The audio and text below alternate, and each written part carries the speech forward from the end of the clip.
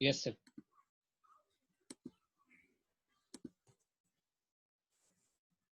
All right. So today we will do capillary rise.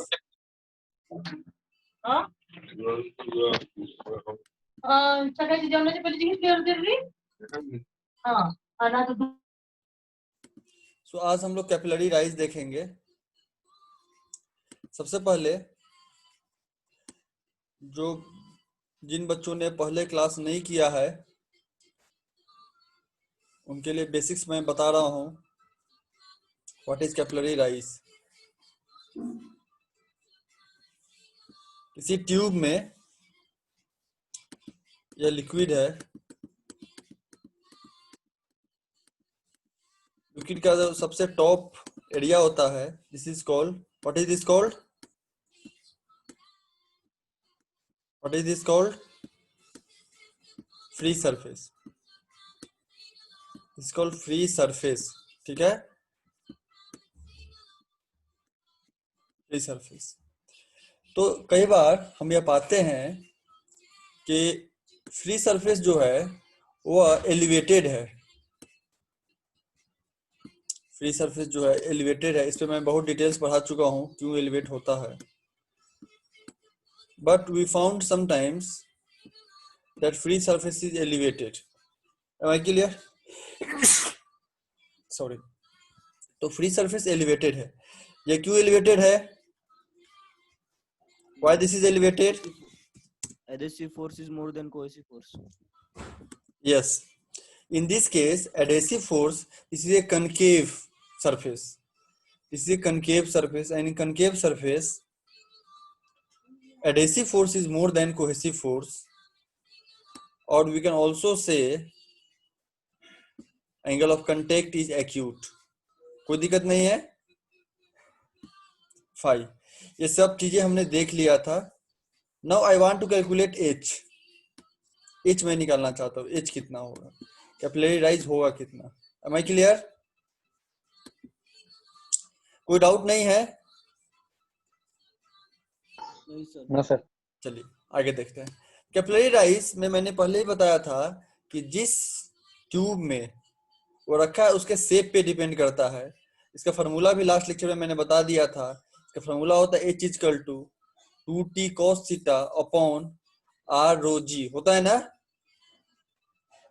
Formula क्या होता है? 2t cos theta upon r rho g। ये मैंने already बता चुका है। हम लोग कर चुके हैं 2t। इसको आज डिराइव करेंगे कैसे हुआ यह। 2t cos theta upon r rho g। Here rho is density. इसको हम डिराइव करेंगे। डिराइव करने के लिए सबसे पहले हम लोग फ्री बॉडी डायग्राम बनाएंगे। What is free body diagram? Free diagram में हम फोर्स को सिर्फ दिखाते हैं। यहाँ मैं प्योरली फ्री बॉडी डायग्राम नहीं बनाऊंगा, बट फ्री बॉडी डायग्राम जो होता है वह एक डायग्राम होता है जिसमें ओनली हम फोर्स को डेमोन्स्ट्रेट करते हैं। बट यहाँ मैं बॉडी को भी डेमोन्स्ट्रेट करूंगा जिससे आपको समझने में इजी हो, लेकिन मैं इसको नाम देता हूँ फ्री बॉडी डायग्राम। तो हम लोग एक फ्री बॉडी डायग्राम देखेंगे एक कैपिलरी ट्यूब का। उसमें और कितने फोर्सेस एक्ट कर रहे हैं उसको देखेंगे and accordingly we will derive. Clear है? तो मैं फिर से एक ट्यूब बनाता हूं।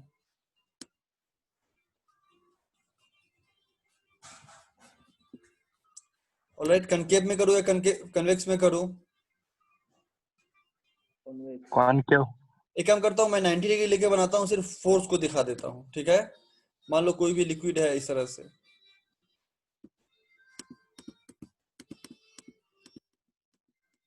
ऑलराइट, फोर्स का अगर डायग्राम आप अगर देख लिए, अगर समझ गए, फोर्स समझ गए, तो आगे सब समझना इजी हो जाएगा। सबसे पहले बताओ, इफ फोर्स जो टेंजेंशियल फोर्स होगा जो कि सरफेस टेंशन के कारण लगेगा, जिस कारण से यह उठता है, वो हम मान लेते, यह जो उठता है वो हम मान लेते हैं एफ है। This is F. ये कौन सा एफ है? Force due to surface tension. Force due to surface tension. एक फोर्स लग रहा है, force due to surface tension, जिसको मैं एक काम करो एफ टी से दिखा देता हूँ, सरफेस टेंशन के कारण। ft। Force due to surface tension एक फोर्स है जो कि एक्ट कर रहा है, वो कहीं ना कहीं इस तरह से लगेगा कि नहीं, एंगल ऑफ कांटेक्ट थीटा हो जाएगा, दिस इज थीटा, क्योंकि आपको मालूम है ये टेंजेंशियल फोर्स है ना, ये अगर इस तरह से उठा होता है, इसलिए उठा हुआ अगर डायग्राम देख लेंगे तो और जल्दी समझ में आ जाएगा। ये अगर देखो जिस डायरेक्शन में मूवमेंट होगा उसी डायरेक्शन में फोर्स लगेगा ना, तो मैं 90 डिग्री बनाया हूं लेकिन देखो फोर्स कैसे ऐसे ही लगेगा ना माय फ्रेंड, इसलिए तो इस तरफ से उठा है कि नहीं, जिस तरह से फोर्स लगेगा वैसा ही तो उठेगा, अगर ऐसा उठा है मींस फोर्स ऐसा लग रहा है। एंड ये टेंजेंट अगर ऐसा ड्रॉ करते हैं, this is the theta, this is theta, theta is the angle of contact. पीछे वाला लेक्चर देख के आए हैं कि नहीं आए हैं? Yes sir. देखा है ना, अपलोडेड है ना? यस सर आए। हाँ, तो यह थीटा हो गया। यार थीटा क्या है, या थीटा क्या है? Angle of contact, angle of contact, angle of contact theta. तो इसको मैं वर्टिकल कंपोनेंट अगर ब्रेक कर दूं ऊपर की तरफ तो क्या हो जाएगा, क्या हो जाएगा, ft cos थीटा। वेक्टर किए है ना, अब मालूम पड़ा कि बेसिक्स में क्यों पढ़ा करके यहाँ पे लाया हूँ, वो सब क्यों इंपॉर्टेंट है। जिन बच्चों ने ये देखो कुछ बेसिक लेक्चर्स है, मैं अभी बता देता हूँ, उसको तुरंत खत्म करो। वेक्टर जब भी कुछ पढ़ाऊंगा इसका जरूरत होगा, इसलिए पहले पढ़ा दे, वेक्टर का कोर्स खत्म करो, ठीक है। मोशन, ये सब इतना बेसिक चैप्टर्स है, इसको पढ़ लो, ये कहीं भी यूज होगा। और मैं अब तक जितना भी पढ़ाया है लेक्चर्स सब इसलिए मैंने बताया था बेसिक लेक्चर्स है, इसमें 11th 12th ये सब का कोई इंपॉर्टेंस नहीं है। अब तक मैंने जो भी लेक्चर्स लिए हैं वो बहुत फंडामेंटल और बेसिक लेक्चर्स था, मैंने बहुत सोच समझ के लिया है। वो सीबीएसई हो, महाराष्ट्र बोर्ड हो या कोई बोर्ड, उसको देख के नहीं लिया, इसलिए अब तक जो भी पढ़ाया है फ्रिक्शन आप देख रहे होंगे, जब भी मैं आगे बढ़ रहा हूँ पीछे पढ़ाया हुआ कंसेप्ट यूज हो रहा है। एज ए टीचर मुझे अपना एक्सपीरियंस है कि क्या पहले पढ़ा देना चाहिए कि बच्चों को प्रॉब्लम ना हो। तो बहुत ही सीक्वेंस ऑर्डर में मैंने पढ़ाया है टॉपिक्स को, जो जब जैसे पढ़ाना चाहिए उस तरह से पढ़ाया है। कुछ पहले बेसिक्स क्लास लिया है, फिर उसी चैप्टर से सर्कुलर मोशन का मैंने कुछ लेक्चर्स पहले ले लिया, कुछ बाद में ले रहा हूँ। तो सबका मेरा रीजन है, मेरे अंदर क्लियरिटी है मैं कब क्या ले रहा हूँ। तो वो पीछे के जितने भी लेक्चर्स मैंने लिया उसको पढ़ लीजिए, तो आगे में आपको इजी होगा, सब यूज आएगा आपको। तो यहाँ जो वेक्टर अच्छे से किए उनको समझ में आ रहा होगा कि एफ टी कॉस थीटा क्यों हो गया, हो जाएगा कि नहीं एफ टी कॉस थीटा। अब देखो ये ऐसा नहीं है, ये ऐसा है, ये ट्यूब है ना, ये कुछ ऐसा है ना, इसका ऊपर का 3D है ना, ये ऐसा है।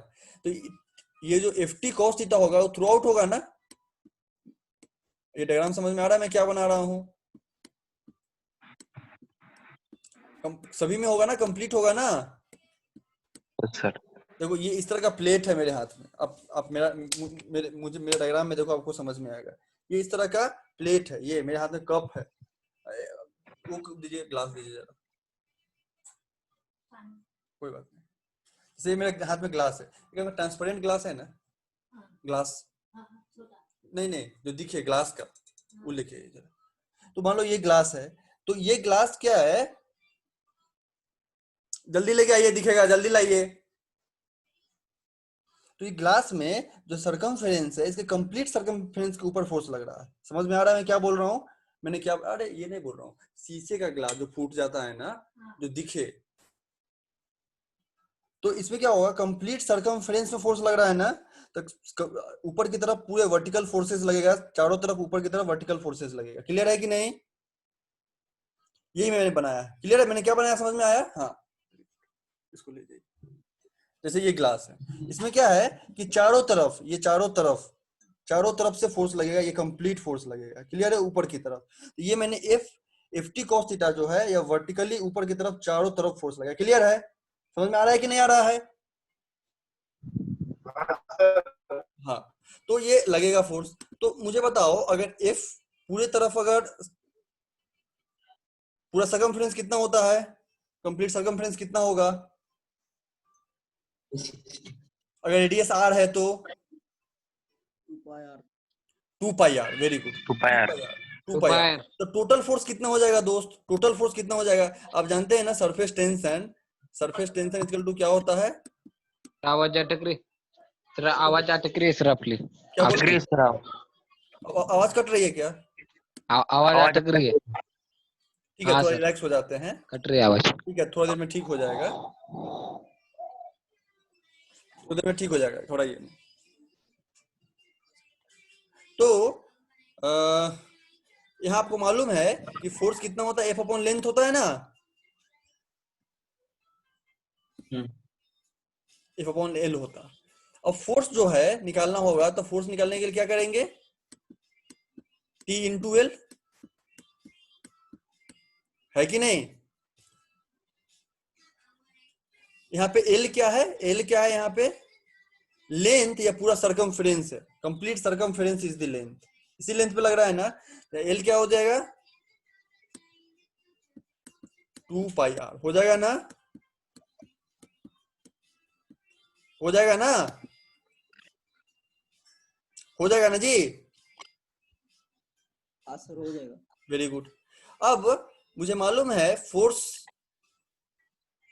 जो है वो निकालने के लिए surface tension into 2 pi R कर देंगे तो फोर्स निकल जाएगा। अब निकालो फोर्स वर्टिकल कंपोनेंट में कितना होगा। तो मैं जानता हूं फोर्स वर्टिकल कंपोनेंट कितना है, एफ टी कॉस थीटा। तो फोर्स कितना हो जाएगा,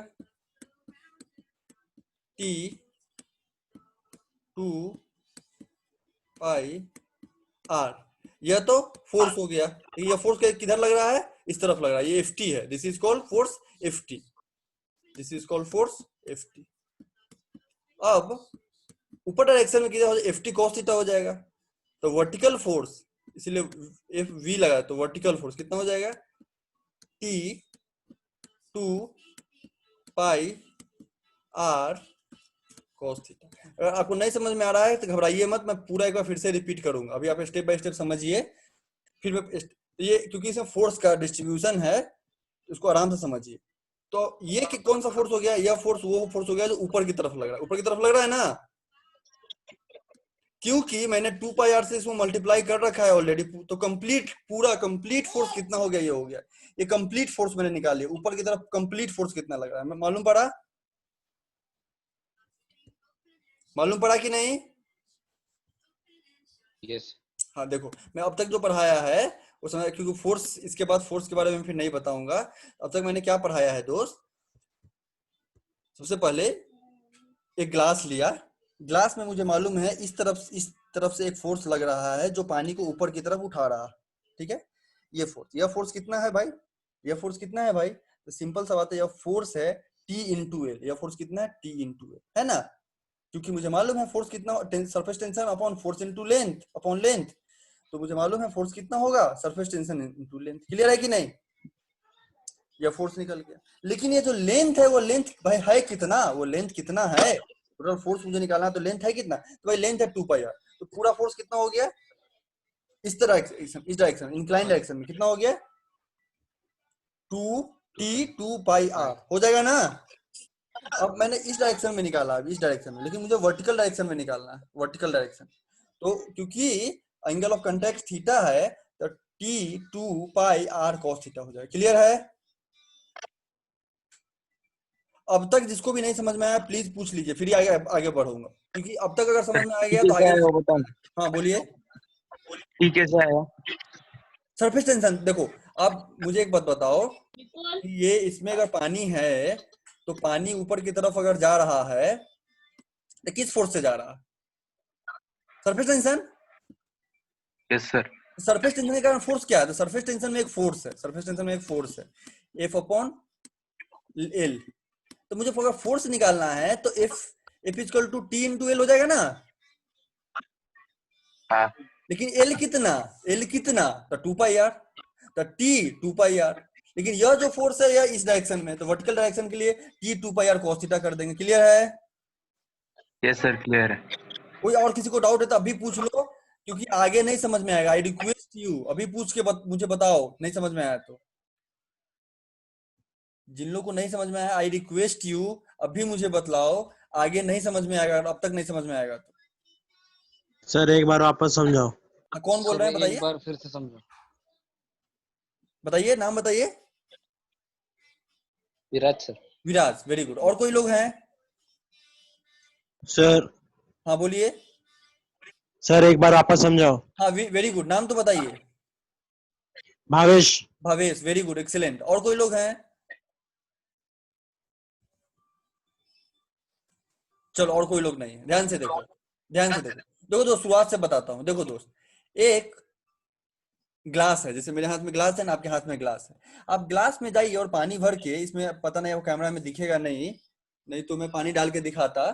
डालेंगे ना तो थोड़ा सा एंड में पानी उठा हुआ दिखेगा आपको, अगर पानी थोड़ा गंदा है तो।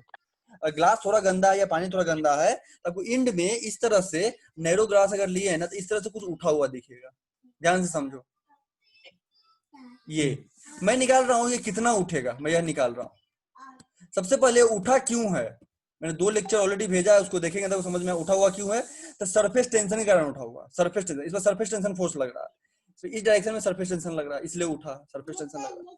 तो सरफेस टेंशन जो है वो चारों तरफ लगता है। सरफेस टेंशन का फोर्स कौन सा होगा, तो सरफेस टेंशन का फोर्स कौन सा होगा, तो सरफेस टेंशन इंटू एल कर देंगे तो फोर्स हो जाएगा।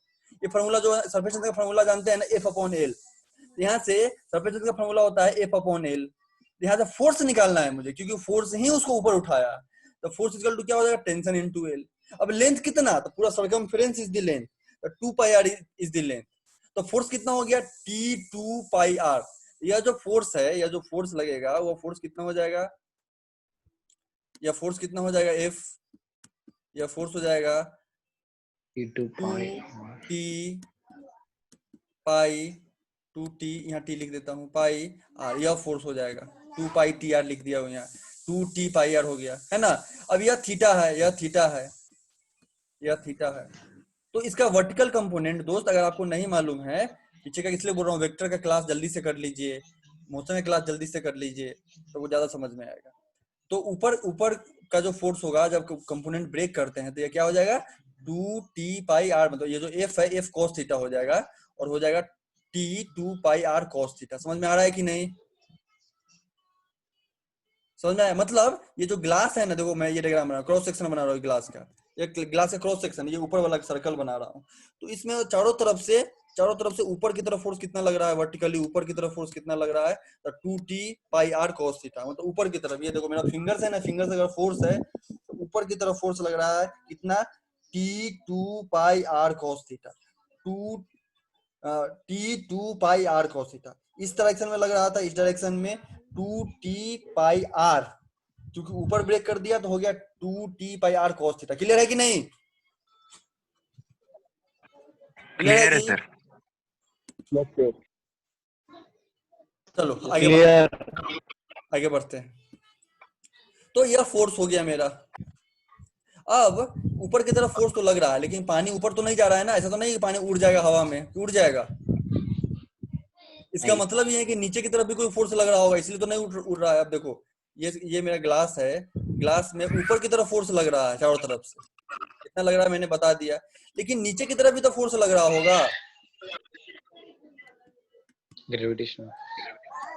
नीचे की तरफ पानी का वेट लग रहा है, नीचे की तरफ क्या लग रहा है, पानी का वेट। नीचे की तरफ कुछ फोर्स लग रहा है, वो पानी का वेट लग रहा है। तो नीचे की तरफ जो ये फोर्स लग रहा है, और पानी का वेट इसको नीचे की तरफ लग रहा है, जो कि उसको ऊपर उठने नहीं देगा। उठेगा तो कुछ टाइम के लिए उठेगा, लेकिन पूरा नहीं उठ पाएगा। तो पानी का वेट कितना होगा, सबसे पहले ये निकालना है। तो मुझे डेंसिटी इक्वल टू होता है, क्या होता है, मास अपॉन वॉल्यूम। सबसे पहले पानी कितना पानी उठा है, ध्यान से देखो, पानी कितना उठा है, ये पानी उठा,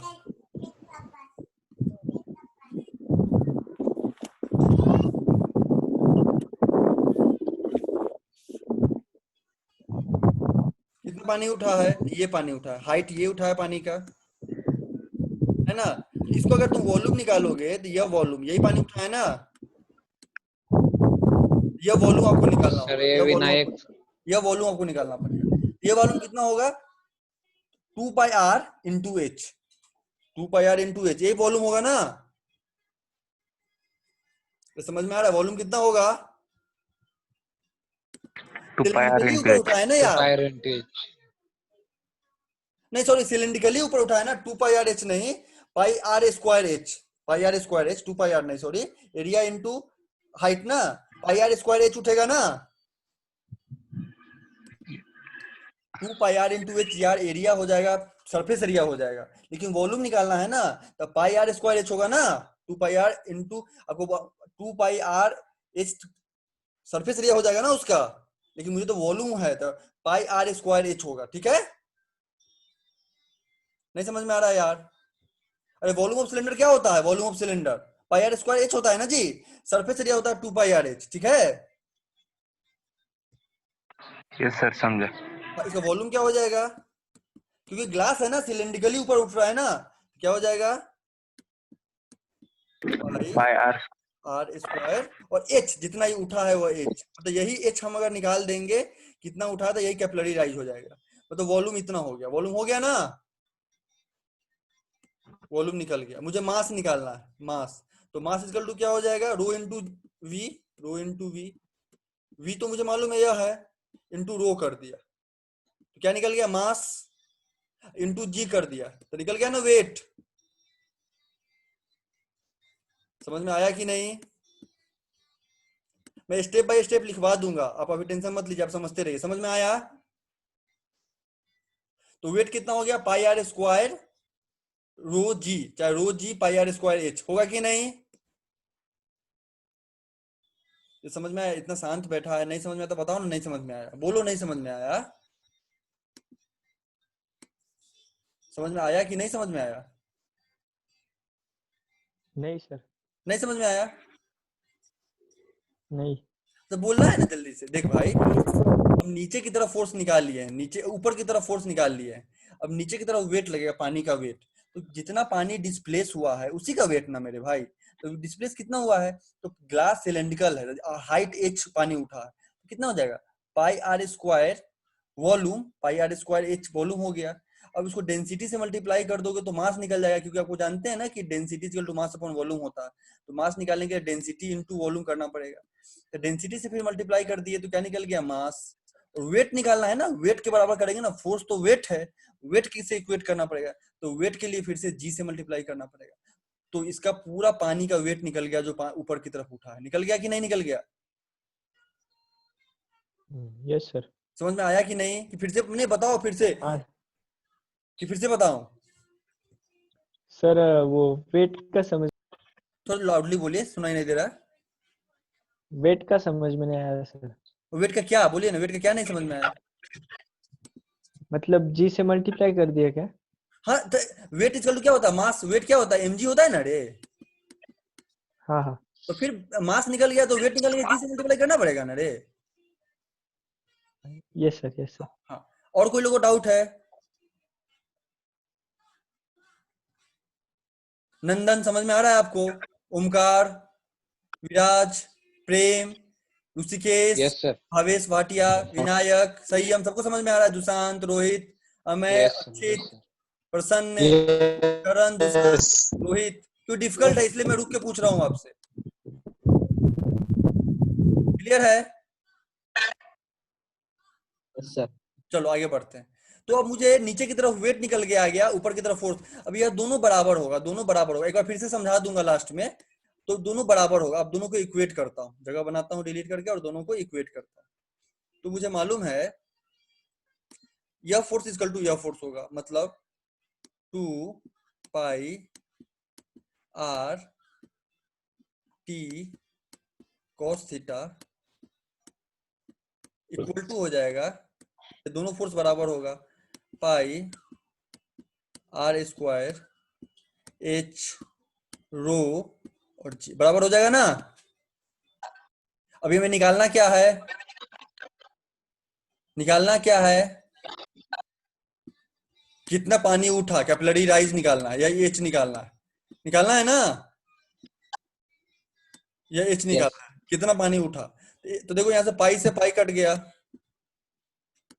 एक आर से एक आर कट गया ना। एच इक्वल टू क्या हो गया? H equal to 2 T cos theta upon R rho g. हो गया कि नहीं हो गया? हुआ कि नहीं हुआ? जल्दी बताओ। Yes, sir. कोई डाउट? Yes sir. कोई डाउट नहीं? नो। चलो एक बार जल्दी से No. रिपीट करते हैं कंसेप्ट को, जल्दी से रिपीट करते हैं। देख मेरे भाई, मेरे हाथ में एक ग्लास है, ग्लास में कैपिलरी राइज हो रहा है, उसके इंड में पानी ऊपर उठ रहा है। किस कारण से उठ रहा है? ड्यू टू एडेसिव फोर्स, मतलब सरफेस टेंशन। सरफेस टेंशन कैसे एक्ट करता है? सरफेस टेंशन एक्ट करता है जो जो उठा है उसके टेंजेंट के डायरेक्शन में। इधर देखो, मैं डायग्राम में दिखा रहा हूं, इस डायरेक्शन में उठता है, ये डायरेक्शन में देखो, इस डायरेक्शन में सरफेस टेंशन लगता है, और सरफेस टेंशन का फॉर्मूला होता है F into L। तो फोर्स कितना लगा? तो surface tension into L। Force कितना लगा? Surface tension into L। अब L कितना है भाई? तो L क्या है यार? पूरा सरकमफेरेंस ही तो L है, ये सरकमफेरेंस ही तो L है। तो भाई सरकमफेरेंस कर दिया 2 पाई r, तो फोर्स हो गया T2 पाई r। लेकिन यह फोर्स किस डायरेक्शन में है? वर्टिकल डायरेक्शन में नहीं है, मुझे तो वेट के साथ इक्वेट करना है। तो मैं क्या करूंगा, उसका वर्टिकल कंपोनेंट निकाल लूंगा। अगर वेक्टर पढ़ रहे हैं तो वर्टिकल कंपोनेंट क्या हो जाएगा? ft cos theta. तो हो जाएगा T2 पाई r cos थीटा। क्यों मैंने वर्टिकल कंपोनेंट निकाला? क्योंकि आपको मालूम है आगे जाके वेट के साथ मुझे इक्वेट करना है, और वेट हमेशा वर्टिकली डाउनवर्ड होता है, इसलिए वर्टिकली अपवर्ड फोर्स का कंपोनेंट मुझे निकालना है। क्लियर हो रहा है? तो वर्टिकली अपवर्ड फोर्स का कंपोनेंट हो जाएगा T2 पाई r cos थीटा। ये होल्ड रखो। अब नीचे वेट निकालना है, तो वेट क्या होता है मुझे मालूम, पहले मास निकालना पड़ेगा। मास इंटू जी कर देंगे तो वेट निकल जाएगा। तो मास कैसे निकालेंगे? तो मास होता है डेंसिटी इंटू वॉल्यूम, क्योंकि डेंसिटी होता है मास अपॉन वॉल्यूम। तो मैं डेंसिटी इंटू वॉल्यूम कर दिया तो मास निकल जाएगा। तो वॉल्यूम कितना होगा? तो भाई ग्लास है, सिलिंड्रिकल इन शेप है, तो वॉल्यूम ऑफ सिलेंडर क्या होता है? पाई आर स्क्वायर एच। यहाँ एच क्या होगा? जो पानी उठा है वो हाइट हो जाएगा, ठीक है ना? तो यहां से हम हाइट निकाल लेंगे। यहाँ से हाइट हम तो क्या कर लेंगे? मास निकालने के लिए क्या हो जाएगा? डेंसिटी रो, यहाँ नीचे दिया हुआ है, मास अगर निकालना है तो pi R square H into rho कर देंगे, ये मास निकल गया, और साथ में जी से मल्टीप्लाई कर देंगे तो वेट निकल जाएगा। और वेट जो है एक फोर्स है जो कि नीचे की तरफ लग रहा है, और ऊपर की तरफ फोर्स मुझे मालूम है, दोनों के इक्वेट कर लेंगे। मतलब 2 pi R T cos theta equal to pi R square H rho g कर लेंगे। ये इसको इक्वेट करके यहाँ से एच निकाल लेंगे, तो H equal to 2 T cos theta upon rho g h हो जाएगा। क्लियर है कि नहीं? Yes sir. नोट कर लिए? Yes, sir. रब कर Yes, sir. दूं? No, sir. बता दूं? अब रिमूव कर दूं? Sir, लिखने जल्दी करो जल्दी करो जल्दी करो, 1 मिनट का टाइम है, जल्दी।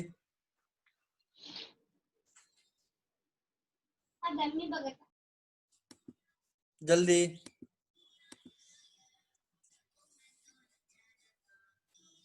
Do it fast. फॉर्मूला याद रखना, फॉर्मूला इंपॉर्टेंट है। 2t cos theta upon rho g H. Clear है?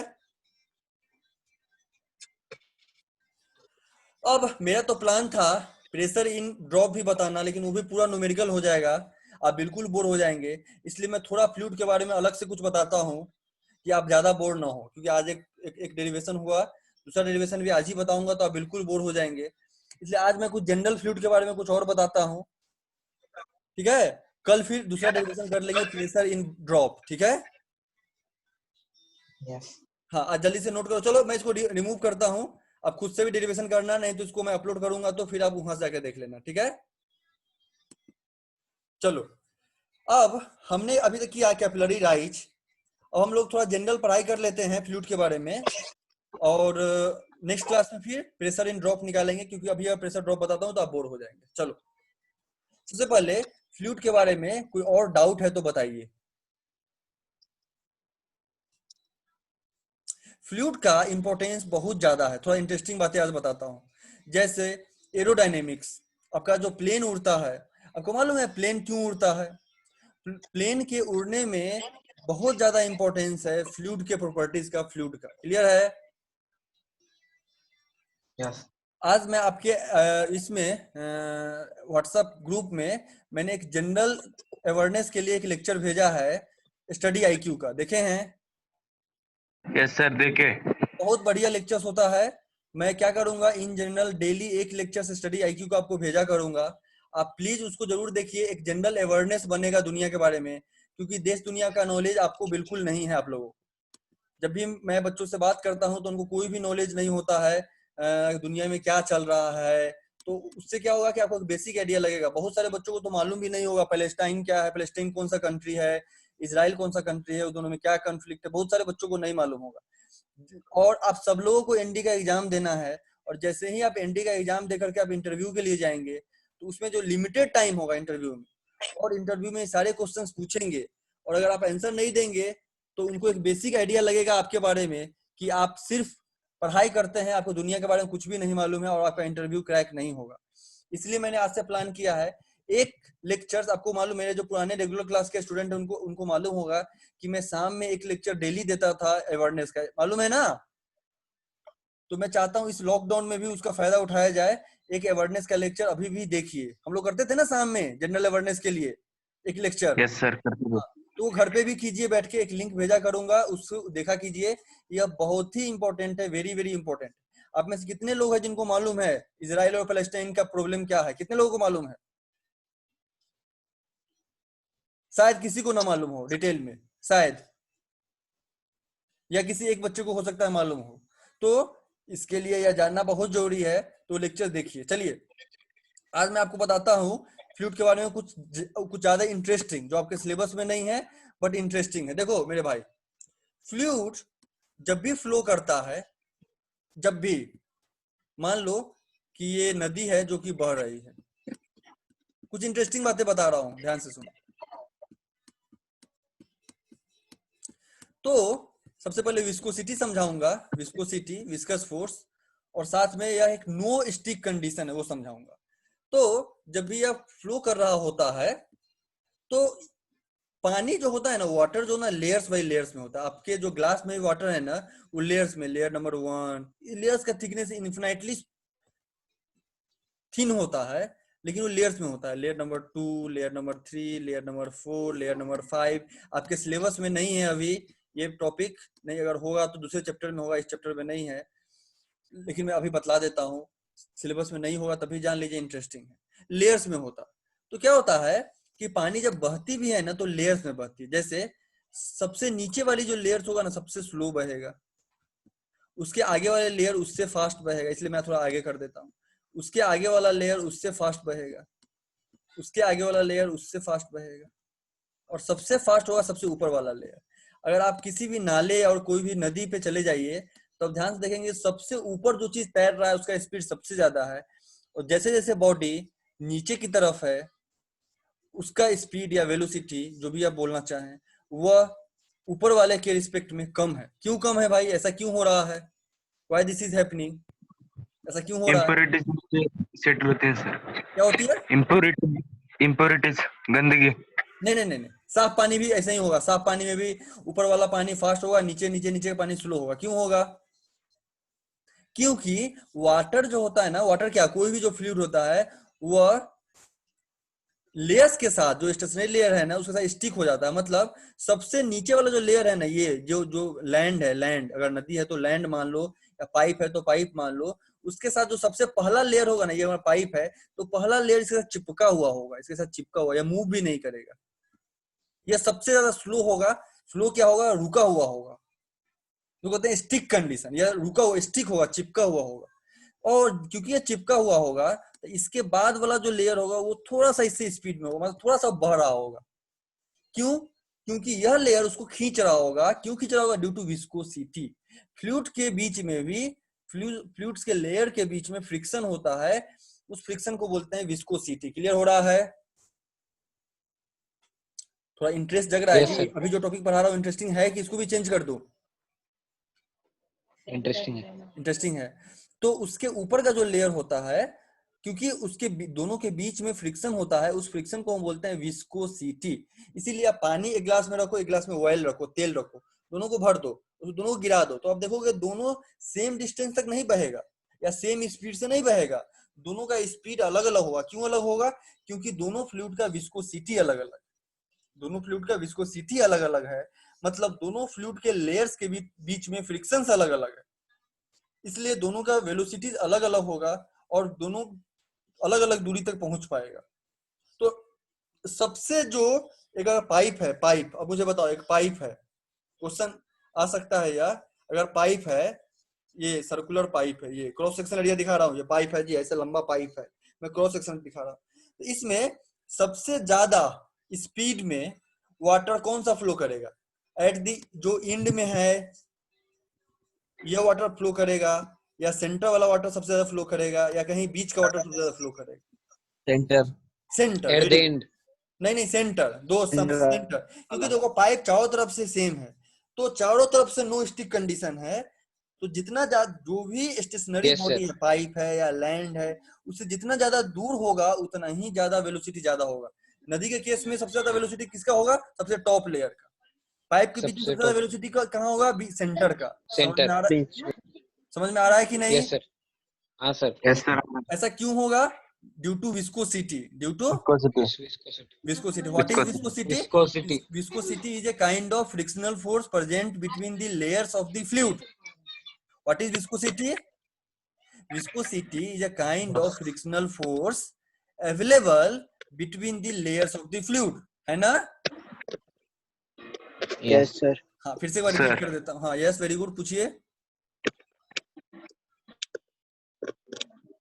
पूछो जी। सर विस्कोसिटी एक बार रिपीट. हाँ, देखो विस्कोसिटी क्या है? फ्लूइड लेयर से बना होता है, मैंने ऑलरेडी बताया। अब एक ग्लास में पानी है तो लेयर नंबर 1 2 3 4 5 6 7 8। कोई मुझसे यह बस मत पूछना वो लेयर का थिकनेस कितना होगा और लेयर कितने होंगे ग्लास में, क्योंकि वह जितना तुम पतला मान सकते हो मोलिकुलर लेवल पे थिकनेस होता है उसका, और इनफाइनाइट नंबर ऑफ लेयर्स होगा, बट वो लेयर्स में मूव करते हैं। तो जो लेयर्स होता है उसके बीच में फ्रिक्शनल फोर्स होता है, तो जो फ्रिक्शनल फोर्स होता है उसको हम विस्कोसिटी बोलते हैं। इसको इंग्लिश में इस तरह से बोल सकते हैं, viscosity is a frictional force present between the layers of the fluid and which resist the motion of the fluid. और फ्रिक्शन हमेशा मोशन को रेसिस्ट करता है, तो फ्लूइड में भी मोशन को रेसिस्ट करेगा। Any doubt? No, sir. No, very good. तो ध्यान रखना, विस्कोसिटी के कारण ही वाटर के लेयर्स में रिलेटिव वेलोसिटी आ जाता है। रिलेटिव वेलोसिटी है ना, इसका वेलोसिटी कुछ और, इसका वेलोसिटी कुछ और, इसका वेलोसिटी कुछ और, तो वाटर के बीच में रिलेटिव वेलोसिटी हो जाता है। क्लियर है? हाँ sir. Clear sir. Very good. चलो, तो आज हमने एक बेसिक आपको विस्कोसिटी एंड वाटर, जो भी कोई फ्लूइड है, मैं बार बार वाटर बोल दे रहा हूँ, जो भी फ्लूइड्स है वो लेयर्स बाय लेयर्स मूव करता है, ये आपको समझाने की कोशिश किया। And due to the viscosity and layers of the fluid there creates the relative velocity between the layers. Layers के बीच में रिलेटिव वेलोसिटी होता है। क्लियर है? हाँ sir. हाँ, हाँ, इसमें सर। और भी बहुत ज्यादा डीप साइंस है, जैसे प्लेन का उड़ना से लेकर के फ्लाइट का उड़ना, एरोडायनेमिक्स, बहुत सारा कंसेप्ट है। मैं कभी इंटरेस्टिंग है कभी और भी आपको बतलाऊंगा, ठीक है? अब मुझे एक बात बताओ, जो डेरिवेशन बतलाया वो ज्यादा आपको अच्छा लगा या अभी जो बतलाया वो ज्यादा अच्छा लगा? Sir viscosity. विस्कोसिटी, ठीक है। अगर टाइम मिलेगा तो इसको और एक्सटेंड करेंगे, इसको और अच्छे से डिटेल में और देखेंगे, Yes. ठीक है? Yes, सर वो प्लेन Yes, का sir. बताओ, प्लेन का। क्या बताऊं? प्लेन का, हाँ, प्लेन प्लेन कैसे का उड़ता पहले है ये वो बेसिक्स, हाँ पहले बेसिक्स मैंने बता दिया, प्लेन का भी बताऊंगा। उसके लिए पहले आपको हाँ। एक बार बर्नौली थ्योरम पढ़ा देता हूँ। बर्नौली थ्योरम जब हो जाएगा फिर प्लेन पे आ जाएंगे, ठीक है? हाँ सर। ठीक है, कवर हाँ, सर। करूंगा। हो सकता है तो आज शाम में ही Okay, कवर sir. कर दूंगा या कल के मॉर्निंग क्लास में कवर कर दूंगा, ठीक है? ओके। ओके आज ओके. के लिए ये हाँ मैं सारे लेक्चर्स अपलोड कर दूंगा, बिल्कुल टेंशन मत लीजिए, आज का आज लेकर अपलोड हो जाएगा, ठीक है? हाँ सर. हाँ चलिए, हाँ आज के सर, लिए मैं ये लेक्चर मोशन भी करो आप. मोशन कर दिया है दोस्त, शायद मैंने कर दिया। कर दिया. हाँ, मैं देख लेता हूँ, नहीं किया तो ठीक है, कर देख देता हूँ। हाँ, नहीं तो कर देता हूँ, ठीक है? हाँ सर. चलिए, थैंक यू वेरी मच, जय हिंद। Okay sir. जय हिंद.